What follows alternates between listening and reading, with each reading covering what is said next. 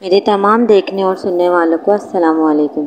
अगर आपको स्टोरी पसंद आए तो अपनी राय का इज़हार कमेंट्स में ज़रूर करिएगा और चैनल को लाइक और सब्सक्राइब करना मत भूलिएगा ताकि आइंदा आने वाली इंटरेस्टिंग वीडियोस का नोटिफिकेशन आपको मिल सके। आंखों में हैरानी लिए मैं अपनी बाजी को सुन रही थी जो मुझ पर इस वक्त वह हकीकत आश्कार कर रही थी जिसकी वजह से वो सारे गांव में बदनाम हो चुकी थी। मेरे बचपने में ही मेरे वालिदैन मर चुके थे और मैंने अपना बचपन अपनी बड़ी बहन के घर गुजारा। मेरी बाजी और भाई दोनों ही काले थे और इसी तरह उनके सब बच्चे भी दबी रंगत वाले थे। लेकिन फिर सबसे आखिर पर उनकी एक बेटी हुई जो अपने बहन भाइयों से बहुत मुख्तलिफ थी। वो सफ़ेद रंग की गुड़िया रुई का गाला लगती थी जो इस पूरे ख़ानदान से अलग थी। सब गांव वालों ने बहुत मजाक भी उड़ाया था कि शायद मेरी बाजी और भाई गांव की बड़ी हवेली से जहां वो मज़ारे थे किसी की बच्ची उठा लाए हैं। मेरी बाजी और भाई ने सारी ज़िंदगी किसी की बात पर उसे जवाब नहीं दिया था और हमेशा कहा था कि यह हमारी ही बेटी है, मगर उन्होंने अपने बाकी बच्चों की निस्बत इस बच्ची के नाज और नाम में पाला। इसके कपड़े भी बाकी बच्चों से अच्छे होते।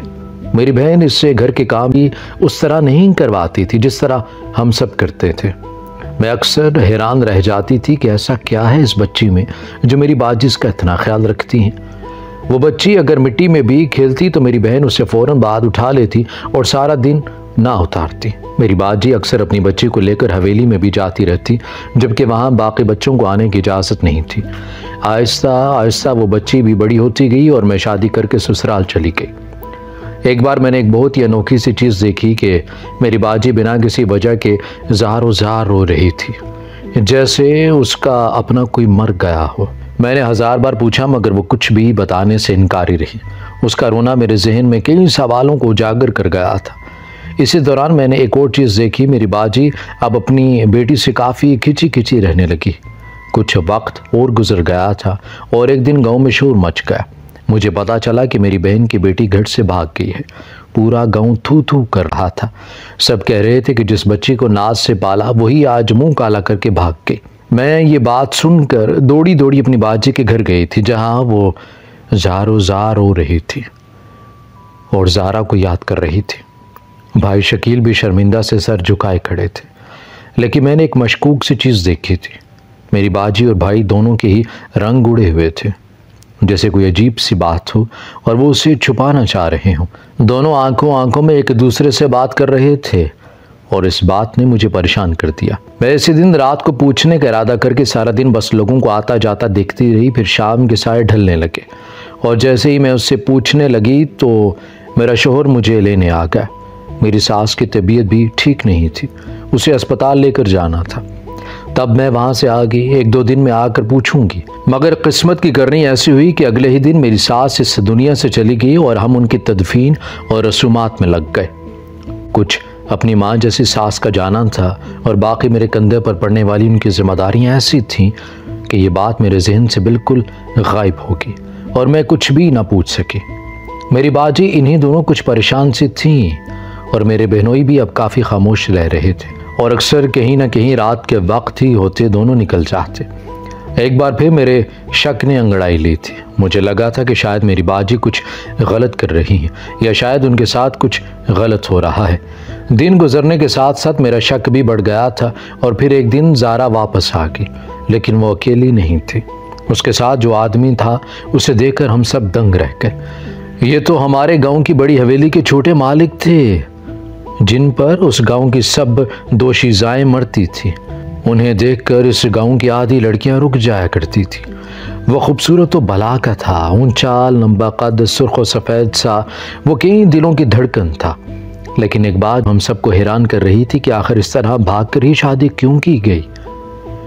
वो जितने बड़े घर से था वो लोग एक बार किसी से भी पूछते तो वो अपनी बेटी फ़ौरन दे देते। बाजी ने ज़ारा को छोटे मालिक के साथ देखकर जैसे अपना माथा पीटा था और ऊंची ऊंची बैन करना शुरू कर दिया। हाय ज़ारा, तूने क्या किया? तुझे सारे जहान में यही मिला था क्या? बाजी जो ज़ारा को पहले देखकर थोड़ी मुतमईन सी हुई थी, अब छोटे मालिक को देखकर उसकी हालत संभलने नहीं आ रही थी और इसी तरह रोते रोते बाजी ज़मीन पर गिरे। उसके गिरते ही ज़ारा आगे आई और बाजी को थामना चाहा, लेकिन भाई शकील ने मना कर दिया और उसे यहाँ से जाने के लिए कहा। सारा गांव आंखें फाड़े ये मंजर देख रहा था कि देखो ज़ारा की हिम्मत, खुद सारी ज़िंदगी जिस हवेली का नमक खाया अब वहीं की बेटी शादी होने पर रो रही है। भाई के कहने पर ज़ारा रोती रोती घर से चली गई। उसकी आंखों में कई आंसू थे जिन पर एक लम्हे को मेरा भी दिल पसीजा था, लेकिन फिर दूसरे ही लम्हे मुझे अपनी बाजी की काबिल रहम हालत का ख्याल आया। बाजी जो काफ़ी देर होश में नहीं थे, शाम के साए ढल रहे थे। बाजी ने आंखें खोली और पहला सवाल किया कि ज़ारा कहाँ है। अब की बारी जवाब भाई शकील ने दिया था। उन्होंने बताया कि वो ज़ारा को घर से निकाल चुके हैं, जिस पर बाजी ने शिकवाकुन निगाहों से भाई को देखा और फिर रोने लगी और मुसलसल यही कहे जा रही थी, हमसे गुनाह हो गया ज़ारा के अब्बा, हम लोग कुछ ना कर सके, हमसे गुनाह हो गया। बल्कि गुनाह नहीं, हम तो गुनाह कबीरा का इर्तिकाब कर बैठे हैं। ऐसे ही बीच करते करते बाजी फिर से गनूदगी में चली गई और मेरा दिमाग वहीं अटका था कि आखिर मेरी बाजी से ऐसा कौन सा गुनाह हुआ है जिस पर वो इस तरह से रो रही हैं। मैं इस रात अपने शोर से इजाज़त लेकर वहीं रह गई ताकि अपनी बाजी से सारी हकीकत जान सकूं, क्योंकि मेरी छठी हिस्स कह रही थी कि बाजी सबसे कुछ न कुछ तो छुपा रही हैं। गांव वाले काफ़ी देर तक आकर बाजी का हाल अहवाल पूछते रहे और अक्सर ने यही कहा था, इतना बड़ा घर है लड़की का, तुझे तो खुशकिस्मत होना चाहिए कि ऐसा दामाद मिल रहा है। सारी दुनिया ऐसा दामाद चाहती है और तुम हो के नाशुक्री कर रही हो। लोगों की इस तरह की बातें सुनकर बाजी फिर से रोने लगती और अपने सर पर हाथ मारती। इस वजह से मैंने इसके बाद किसी को भी घर आने नहीं दिया। जो आता मैं यही कहती कि बाजी सो रही हैं और ख़ुद बाजी के पास बैठती, अपने बचपन की और अम्मी अबू की बातें किया करती। हम दोनों बहनों ने सारा दिन काफ़ी बातें की। मैंने बाजी के पास बैठकर खाना बनाया। रात हुई तो बाजी सबसे पहले लेट गई और मैं उसे सोता देखती रही। रात का न जाने कौन सा पहर था जब मैंने देखा कि बाजी अपनी चारपाई से उठ रही हैं। मैं भी आंखें बंद किए लेटी रही। मैं बस ये देखना चाहती थी कि वो क्या करती हैं। बाजी ने जब ये यकीन कर लिया कि मैं सो गई हूँ तो वो कमरे में मौजूद संदूक के पास बैठी और अपने पल्लू के साथ लगी बानी से उसे खोला। मुझे यकदम याद आया कि बाजी ने कभी इस संदूक को खोलने नहीं दिया था। मैं अब उठकर बैठ गई थी, लेकिन बाजी का ध्यान अब मुझ पर से हट चुका था। वो दूसरी तरफ से मुंह किए संदूक से कुछ चीज़ें निकाल रही थी। मुझे हमेशा लगता था कि बाजी इस संदूक में अपना जेवर रखती हैं, इसलिए नहीं खोलती हैं, और आज मुझे ये भी जानने का इश्तियाक हुआ था, इसलिए मैं अब तक खामोश थी। बाजी ने एक करके चीज़ें निकालना शुरू की थीं और मैं वो चीज़ें देखकर हैरान रह गया। सबसे पहले वो कुछ कपड़े थे जो बहुत ही छोटे से बच्चे के थे। उसके बाद कपड़ों का साइज़ बड़ा होता गया। वो सब लड़कियों के कपड़े थे। उसके बाद बाजी ने खिलौने निकालने शुरू किए। कुछ प्लास्टिक के तो कुछ मिट्टी के थे। उसके बाद तस्वीरों की बारी आई। एक एक करके वहाँ काफ़ी तस्वीरें हो गई थी। मैंने अपना जहन पर जोर डाला था तो मैंने उनसे कुछ कपड़े ज़ारा के थे जो बचपन से अब तक वो पहनती आए थे, और कुछ खिलौने भी। लेकिन बाकी के कपड़े और खिलौने तो मैंने ज़ारा के पास कभी नहीं देखे थे।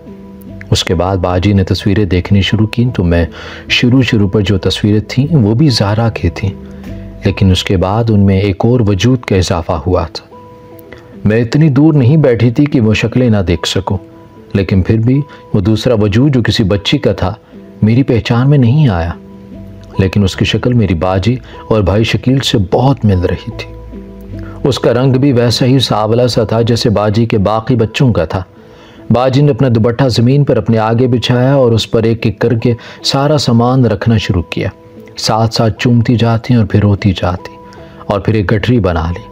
इससे पहले कि वो उठती मैं फ़ौरन वापस लेट गई। मैं देखना चाहती थी कि बाजी कहाँ जाती हैं। उसने वो कटरी उठाई और सेहन अबूर किया जहाँ सब चारपाइयाँ बिछा कर सो रहे थे। सेहन से बाहर जाकर बाजी ने वो गठरी ज़मीन पर रखी और उस पर मिट्टी तेल डाला। इससे पहले कि वो सारे सामान को आग लगाती मैं फ़ौरन आगे बढ़ी और उसका हाथ पकड़ लिया। मुझे देखकर बाजी की हवाइयाँ उड़ चुकी थी। मैंने वो गठरी उठाई और बाजी को साथ लेकर अंदर आ गई। उसे चारपाई पर बिठाया और पानी का गिलास थमाया। बाजी अब सर झुकाए बैठी थी जैसे उसका कोई राज पकड़ा गया। मैंने उठकर एक बार फिर बाहर देखा कि कहीं कोई जाग तो नहीं रहा, और फिर जब इत्मीनान हो गया कि सब सो चुके हैं तो मैंने अपनी बहन से वो सवाल किया जो काफ़ी दिनों से मेरे दिमाग में घूम रहा था। मैंने उससे पूछ लिया कि मुझे कुछ दिनों से तुम अजीब सी लग रही हो, कभी एकदम रोना और कभी फ़ौरन खामोश हो जाना, और अब पहले वो सब चीज़ें देखना, उन्हें चूमना, रोना और फिर आग लगाने के लिए ले जाना। मुझे ये सब ठीक नहीं लगा। मैंने उससे ये भी कहा था कि मुझे आपका ऐसे ये सब करना मशकूक लग रहा है। पहले कुछ अर्सा पहले आपका ज़ारा के साथ रवैया कुछ और था और अब उसके लिए इतने बैन, इतना रोना धोना क्यों बाजी, क्यों? मेरे इस बात पर बाजी ने कहा कि ऐसा बिल्कुल कुछ नहीं है जैसा तुम सोच रही हो, वो तो सब ऐसे ही बस हुआ, ये मेरे दिमाग का फितूर है। मगर मुझे उसकी बात में बिल्कुल सच्चाई मालूम नहीं लगी और मैंने बात एक बार फिर से दोहराई थी, लेकिन वो फिर इनकारी हो गई। मैंने उसे काफ़ी कुछ कहा था कि वो शायद इस बच्ची के सफ़ेद रंग की वजह से उसे कुछ नहीं कहती, जबकि बाकी काले बच्चों को उनकी ज़रा सी गलती पर ही इतना सख्त डांटा करती। तो ये मतलब ये हुआ कि वो बाकी औलाद से प्यार नहीं करती, या फिर वो शायद अपनी ही बेटी की खूबसूरती से जलती हैं, इसलिए वो ये सब कर रही हैं। इस इल्ज़ाम पर उसकी आंखें भीग गई थी और फिर उसने मेरे सामने सच के पर्दे खोलने शुरू किए और वो राज बताया जो वो आज तक दुनिया से छिपाए हुए थी।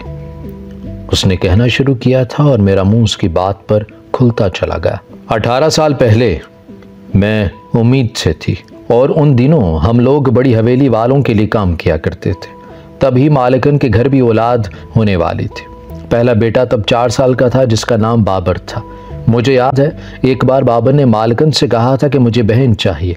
उसका अंदाज इतना प्यारा था कि मुझे बेसाख्ता उस बच्चे पर प्यार आया, लेकिन मालिकन ने यह सुनकर रोने लगी और बड़ी देर तक रोती रही। मैं सोचने लगी कि क्या बड़े लोगों को भी अपनी बच्चियों के नसीबों से डर लगता है, या उन्हें भी शायद बेटी नहीं चाहिए थी। ऐसे ही कुछ दिन गुजर गए थे और फिर एक रात मुझे दर्द उठा और उस रात मैंने एक बच्ची को जन्म दिया। उसी रात मालिकन के घर भी एक बच्ची का जन्म हुआ। हर तरफ मुबारकबाद का शोर था, लेकिन मालिक और मालिकन के चेहरे पर मुझे परेशानी के ह्योले दिखाई दिए और मैं समझ नहीं पा रही थी कि आखिर ये सब क्यों। हम लोग गरीब होकर बेटी की पैदाइश पर खुश हैं, फिर ये लोग इतने दौलतमंद वाले हैं और है भी पहली बेटी, तो फिर ये परेशानी क्यों? मैं दिल में मालिकन से बात करने का इरादा रखते हुए सो गई थी। 2 दिन ऐसे ही गुजर गए थे। मुझे मालिकन ने अपने कमरे में बुलाया। मैं थोड़ी सी हैरान हुई, मगर अपनी बच्ची उठाए वहाँ चली गई।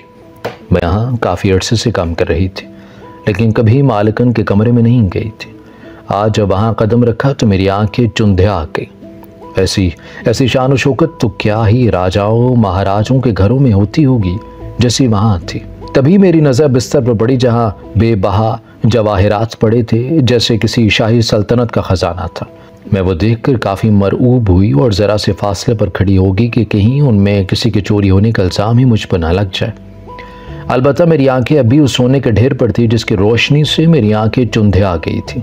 तभी मालिकन आगे बढ़ी और मुझे बैठने का कहा। मैं ठहरी कमीन वहीं ज़मीन पर बैठ गई, लेकिन मालिकन ने मुझे कंधों से थामा और बिस्तर पर बिठाया और कहना शुरू किया, रज़िया तुम मुझे अपनी औलाद दे दो, तुम अपनी बेटी मेरी गोद में डाल दो, खुदा की कसम कभी तुम्हें इसकी तरफ से मुश्किल नहीं होगी। और मैं तो ये बात सुनकर ही हवास बाख्ता हो गई और गैर इरादी तौर पर मेरी गिरफ्त भी अपनी गोद में मौजूद अपनी बच्ची पर पड़ी थी जो उस वक्त अपना अंगूठा चूस रही थी।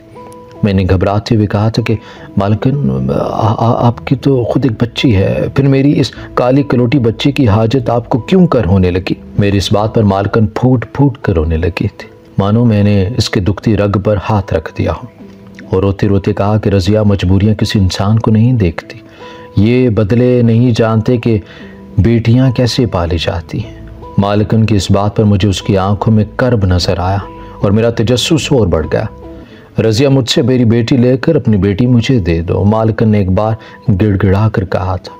अब की बार मैं कुछ कहती उससे पहले वही मेरे कदमों में गिरी थी और मेरे पाँव पकड़ लिए थे और मैं इतने बड़े महल की मालिकन को अपने कदमों में गिरे देखकर शशदर रह गई थी और फ़ौरन उसे उठाया और ऊपर बिठाया। उसे कैसे दिलासा देती मुझे नहीं मालूम था। उसने कहना शुरू किया, रज़िया मैं तुम्हारी बेटी की शादी ऐसे जागीरदार ख़ानदान करवाऊंगी कि तुम्हारा सारा ख़ानदान अश अश करेगा। तुम्हारे सारे लड़कों को बाहर भिजवा दूंगी। ये जेवर भी सब तुम रख लो, बस मेरी बेटी के साथ अपनी बेटी बदल लो।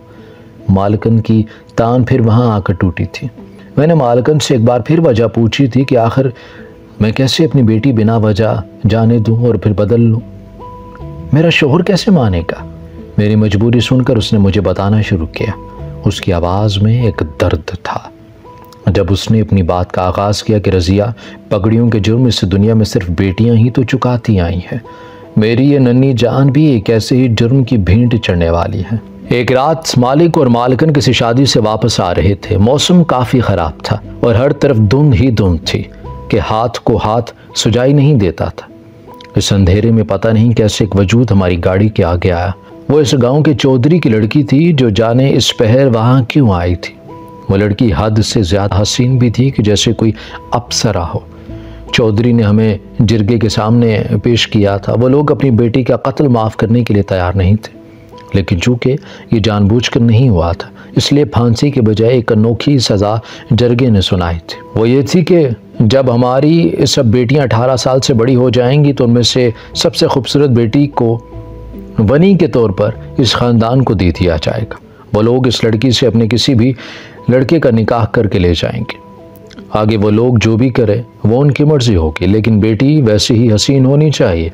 बदसूरत औलाद या रकम वो लोग नहीं लेंगे। और हमारे सिर्फ यही एक बेटी है जो कि अभी से ही बहुत खूबसूरत है। तुम देख तो चुकी हो। ये कहते ही उसने अपनी बच्ची मेरे सामने की थी और बिलाशुबा वो जैसे कोई चांद का टुकड़ा था। तो मतलब इसे ही वनी में जाना था। मैंने अपनी बेटी की तरफ देखा था और फौरन मैं समझ गई थी कि मालकिन क्यों सिर्फ मेरी ही औलाद मांग रही हैं। मेरी बेटी का रंग भी काला था जैसा बाकी बच्चों का था। दूसरा, इसके नकूश भी बहुत आम से थे। मेरे सामने वो सब आसाइशें भी थी जो मालकिन ने मुझे देने का वादा किया था। मेरे बेटों का मुस्तकबिल और बेटी की ज़िंदगी सब मेरे सामने घूम गई थी और मैंने बच्चियां बदलने पर रजामंदी दे दी थी, जिस पर मालकिन का चेहरा ऐसे खिला था जैसे किसी ने उसे ज़िंदगी का परवाना थमा दिया हो। मालकिन ने किन जेवर मेरी झोली में डाल दी और वहीं अपनी औलाद मेरी झोली में डाल दी और नतीजा बच्चा पकड़कर उसे चटाचट चूमा था। और मैं तो उस बच्ची को देखकर चूम भी न सकी कि वो इतनी नाजुक गुड़िया जैसी थी।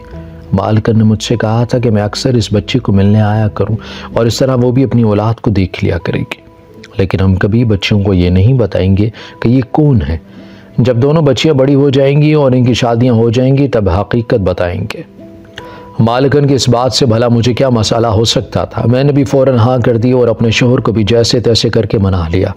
इस तरह एक शहज़ादी हम गरीबों की कटिया में पलने लगी थी और हमारी बेटी वहाँ महलों में ज़िंदगी जी रही थी। मैं अक्सर वहाँ जाकर उसे देखती और कहीं उसकी तस्वीरें और छोटे छोटे कपड़े और खिलौने छुपा कर ले आती। उन्हें देखकर मुझे लगता मेरी औलाद यही है। ज़ारा को भी अक्सर वहाँ लेकर जाया करती थी। वो वहाँ जाकर बाबर के साथ खेलती रहती और मैं भी खेलने देती, क्योंकि मुझे लगता था कि खून की तासीर है, दोनों में उनसियत होगी। ऐसे ही कई दिन गुजर गए कि हमारी बच्चियाँ बड़ी होती गई। ज़ारा और रोशनी दोनों 18 साल की हो चुकी थी कि दूसरी हवेली वालों ने वनी का मुतालबा किया और रोशनी को देखने वहाँ आए थे। और फिर हुआ जिसके बारे में मालकिन ने कहा था। वो लोग रोशनी को लेकर नहीं गए थे। उन्हें खूबसूरत लड़की वनी में चाहिए थी, कोई काली कलोटी नहीं, मगर वो लोग एक फूटी कोड़ी भी नहीं लेकर गए। मैं भी इस बात पर हैरान थी, लेकिन इस बात का जवाब 3 दिन बाद हम सबको मिल गया था, जब रोशनी अपने कमरे में मुड़ पाई गई थी। वो लोग खून का बदला खून में ले चुके थे। बेटी बदसूरत थी तो क्या हुआ, बेटी तो थी। उन दिनों मालकिन भी खूब रोई थी, आखिर उसने रोशनी को पाला था। और मैं भी अपने इस दुख में तो रो रही थी कि कभी अपनी बेटी को अच्छे से गले भी न लगा पाई। कुछ दिन मजीद गुजर गए थे कि एक और भूचाल आया था। ज़ारा ने मुझसे और शकील से बाबर से शादी करने का कहा था। इस पर हम दोनों ने फ़ौरन इनकार कर दिया था। आखिर कैसे हम दोनों उसकी शादी उसके सगे भाई से करवा देते। ये तो गुनाह कबीरा था जिसका मुर्तकिब होने का हमें ज़ारा कह रही थी। हम दोनों बहुत परेशान थे कि आखिर इस मसले से कैसे गुजरें। अभी हम इसी सोच बचार में थे कि ज़ारा घर से भाग गई। हमारे सारे किए करवाए का पानी फिर गया। इस बच्चे की ज़िंदगी बचाने के लिए हमने अपनी बेटी गंवा दी और ये हमारा मुंह काला करके चली गई। आज जब वो अपने शोहर के साथ आई तो मैं ये कैसे देख लेती कि वो अपने ही भाई की बीवी है। बाजी मुझे सारी बात बता चुकी थी और अब वो फूट फूट कर रो रही थी और मैं तो हैरानी से सब सुन रही थी कि हमें कभी भी कुछ पता नहीं चला। बाजी के दर्द और उनके गम का अंदाज़ा करते मेरी आंखों से कई आंसू निकले थे और मैंने बाजी को साथ लगा लिया। अगले दिन सुबह बाजी और शकील भाई हवेली जाने के लिए तैयार हुए। उन दोनों ने सोच लिया था कि अब वो कुछ भी छुपाएंगे नहीं और ज़ारा को सारी हकीकत बता देंगे। मैं भी उनके साथ थी। आज वो वहाँ हवेली पहुँचे तो सामने ही मालकिन नज़र आ गई जो मालिक को चाय दे रही थी। आज बाजी का सर झुका हुआ नहीं था। वो उन दोनों के सामने कुर्सी पर बैठी थी और मालकिन से कहा कि उसने अपनी बेटी तो बचा ली, लेकिन एक गुनाह कबीरा कर बैठी है।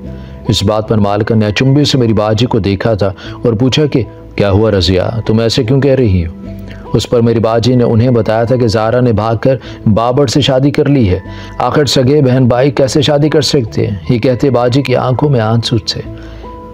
मालकन ने यह सुनकर आवाज़ लगाई थी कि ज़ारा और बाबर अंदर आए और फिर मालकन ने कहना शुरू किया था और एक और हकीकत आश्कार की थी। बाबर हमारा बेटा नहीं है। बाबर तो मेरे देवर का बेटा था जिसका इंतकाल एक हादसे में हो गया था। उसकी बीवी भी तभी चल बसी थी और तब मैंने और अकबर साहब ने बाबर को पाला था। ये हमारा सगा बेटा नहीं है और हमें इनका निकाह भी पता है। मालिक के इस इंकशाफ पर मेरी बाजी का रंग अजीब सा पड़ गया था। उन्हें बाकी की हकीकत तो बताई भी नहीं गई थी। सारी जिल्लत इन गरीब लोगों के हिस्से में आती है। मालकन ने आज फिर मेरी बाजी के कदमों को छुआ था, मगर अब मेरी बाजी वहां से उठ आई थी और मैं सारा रास्ता यही सोच रही थी कि क्या सारी कुर्बानियाँ गरीबों के लिए ही लिखी हैं। मेरी बाजी ने सारी उम्र जिल्लत भी देखी थी और अपनी बेटी भी खो दी थी। क्या गरीबों का खुशियों पर कोई हक नहीं होता।